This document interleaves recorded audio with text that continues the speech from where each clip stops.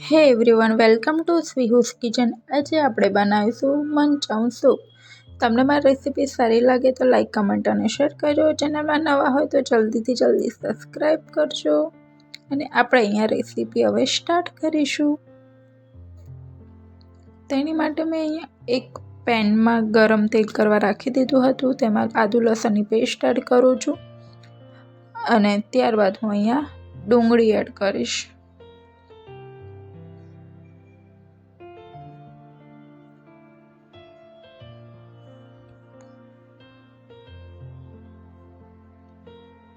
ડુંગળી એડ કર્યા બાદ તેને થોડું હલાવી દઈશું અને ગાજર એડ કરું છું.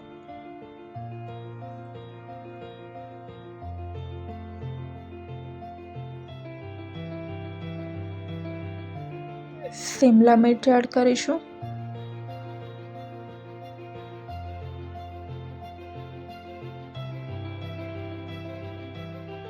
ફણસી એડ કરી છે અને કોબીજ એડ કરી છે.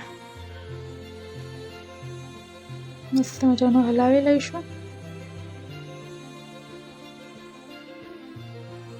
એમાં મેં સોયા સોસ 2 ચમચી જેટલો એડ કર્યો છે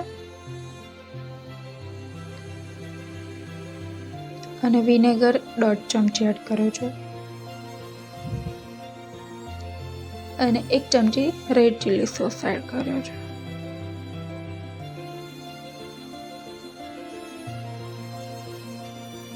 ત્યારબાદ હું એમાં 2 ગ્લાસ જેટલું પાણી એડ કરીશ અને હલાવીને ઉકળવા માટે રાખી દઈશું. અહીંયા મેં 2 ચમચી જેટલો કોર્નફ્લોર લીધો છે. એમાં થોડું પાણી એડ કરીને મસ્ત મજાનું હલાવી લઈશું. તમે જોઈ શકો છો આપણું કોર્નફ્લોરનું બરોબર બેટર થઈ ગયું છે.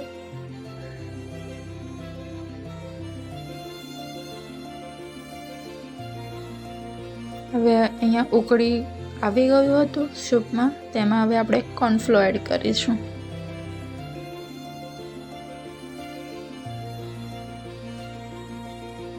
તમે જોઈ શકો છો કોર્નફ્લોર નાખ્યા પછી મસ્ત મજાનું જાડું થઈ ગયું છે, થિકનેસ. એને 2 થી 5 મિનિટ ઢાંકીને થવા દઈશું. તમે જોઈ શકો છો મસ્ત મજાનો થઈ ગયો છે આપણો સૂપ રેડી.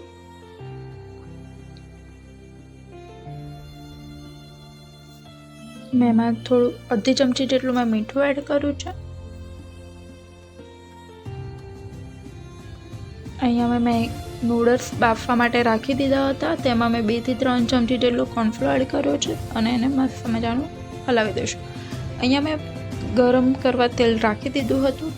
હવે એમાં આપણે બધું નૂડલ્સને ફ્રાય કરી લઈશું.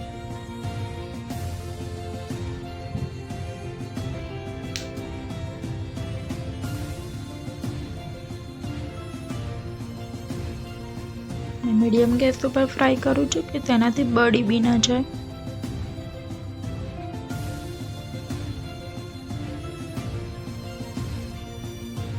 તમે જોઈ શકો છો મસ્ત મજાના ક્રિસ્પી થઈ ગયા છે આપણા નૂડલ્સ. હવે તેવી જ રીતે આપણે જે બચ્યા છે એ પણ